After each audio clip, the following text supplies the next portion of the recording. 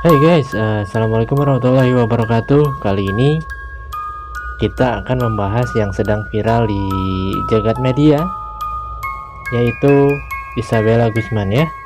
Dan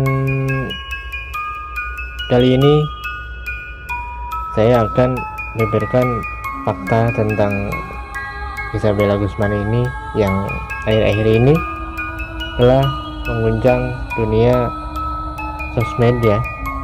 Dan apa itu faktanya, dan ternyata kasus ini sudah ada 7 tahun lalu ya, dan saya sendiri akan menontonkan berita yang udah tayang 7 tahun yang lalu, dan saya di sini tidak akan banyak bicara ya, dan kalian tinggal tonton saja atau simak saja berita yang udah beredar di 7 tahun lalu. Dan wanita ini katanya sudah membunuh ibunya sendiri, dan dia sudah mengidap gangguan jiwa mungkin ya. Dan kita simak cuplikan berita dan fakta yang telah beredar 7 tahun lalu. Oke, check it out. Prosecutors say Isabella Guzman stabbed her mother 79 times in the family's bathroom last week. The Guzman stepfather told police that he heard thumping sounds from upstairs, then his wife calling his name. He tried to get into the bathroom. Guzman blocked the door, so he called police. The female is going to be armed with a knife. She's an 18-year-old female. It says mixed race. I think it might be with Asian. She's wearing a pink tank top, shorts, one shoe. But it was too late. When Guzman's stepfather went back in the bedroom, he heard his wife say her last word, Jehovah, and saw blood seeping under the door. When he opened it, he says he saw Guzman holding a knife, and she said nothing as she walked right past him. Police arrested Guzman the next day in a nearby parking garage. So, what was going through this young woman's mind?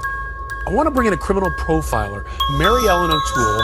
She studied this case, and Mary Ellen, 79 stab wounds. What does this tell you about this young girl's state of mind? Well, it's a myth to think that a profiler can be inside someone's mind. So when we look at a case, what we look at is the behavior in the case. What was the instrument used, the weapon used, and what was that interaction? 79 stab wounds and against one's mother, that's a lot of anger. That's a lot of animosity. It could have even risen to the level of being rage, but certainly a lot of anger. And from preliminary reports, it suggests that Isabella may have actually cut her mother's throat. So that does suggest an awful lot of anger from her towards her mother. Anger, rage, and you know, there were some warning signs here. Police were at the home earlier that day after Guzman's stepfather says the girl sent his wife an email, a threatening one, saying something to the effect of "you will pay." So then Mary Ellen, the officers determined that there were ongoing family issues, but they say they appeared to be resolved. The stepfather also saying that Guzman yelled at her mother, spit in her face the day before the attack. What do you make of these warning signs? The warning signs should not be ignored, and from my understanding of this case, the warning signs went back years. They didn't just start 2 or 3 days before the homicide. The mother allegedly was very fearful of her daughter. When you see this kind of behavior as a parent or a caregiver, you have got to get some kind of mental health intervention. And too often families look at their children and say, well, that they're just going through a phase. They're just like old Uncle Jimmy was when he was growing up.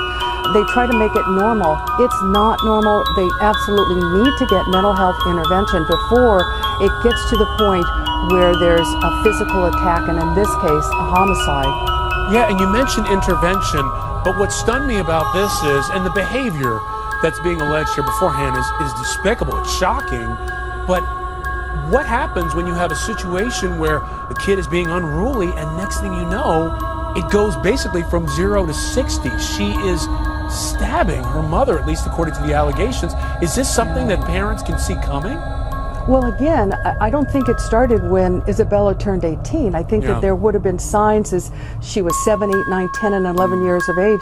But when it gets to the point where you as the parent or caregiver are so afraid you are locking your doors, you need to call the police. And sometimes, I hate to say it, but oftentimes it means you have to have your child arrested. That sounds cold, I know that. But if you are that afraid and you know your physical safety is at stake here, you have to take drastic measures. And I'm interested, you say you have to have your child arrested. You know, police came to the house, they said, or basically talked to the young woman and said, look, you can be kicked out of the house for this. I'm wondering if that could have been a catalyst for this kind of behavior. That certainly could have been a catalyst. It could have been something that made Isabella even more angry than she probably already was. But we don't know what that conversation was between law enforcement, her mother, and Isabella. And not unlike domestic violence cases, when the police come to the door and they say to the wife or to the husband, we'll make the arrest, oftentimes the other loved one says, well, maybe it's not so bad. So we don't know yet what took place in that conversation. But you're absolutely right, that could have been just one more precipitator for Isabella to decide to act out in this lethal way. Extremely inappropriate. But it is such a tough situation, Mary Ellen, and I think you hit the point right on the head. Maybe the sense is, hey, will this young girl get better? And it ends up like this. Very tough case. Mary Ellen O'Toole, great to talk to you. Appreciate your time. Thank you. All right, the conversation about this horrific crime continues tonight on HLN Prime Time. And what's also so disturbing about this is that even though the mother worked these long hours at this portrait studio that she had created. It was the family business named after the daughter, Bella Portraits. Even though she had become increasingly afraid of her daughter's belligerence and her anger toward her mother, her threats toward her mother, the mother would not kick her out. Going to prove once again, there is nothing in this world greater than a mother's love. And what did this girl do? This teen girl, Bella, stabs her mother in the neck and face 79 times. Gene Casares joining me. Gene, how did they apprehend the girl? I mean, she just walked out of the house like she had done nothing. The next day, afternoon, in a parking garage, somebody reported there's a body in a car. She must have gotten wind of that because she got out of the car and started to leave the parking lot, and she was apprehended at that point. But those actions right there would be considered consciousness of guilt. Out to the lines, Robert in Pennsylvania. Hi, Robert, what's your question? Yes, with regard to the letter that I read about being mentioned on the site, I would think that and the multitude of wounds. I'd say that, I know that I'm just an armchair kind of assessor, but I would think that the letter is a pretty damning piece of evidence, but I guess that's something of an understatement. You mean the email or the letter? I guess it's the email that I read mentioned. Robert, hold on just a moment. Robert, Liz, keep Robert.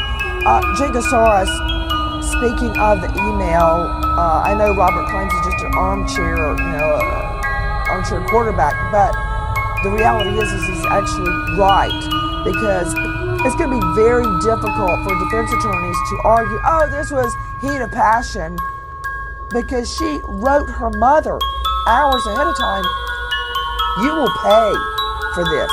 You will pay. And the mother was so afraid that she called police. She called her husband, that she was really afraid. It started the chain of events of that day, no question about it, and it shows Bella's state of mind on that very day. Mazzarell, what more can you tell me about the teen girl being arrested in a parking deck, trying to get away from police? And this is after she murders her mother. And just the whole thought of leaving your mother naked and bleeding and wet on a bathroom floor, your mother, the thought of that, I can't even think about it. When I look at this girl's face, I'm absolutely physically repelled.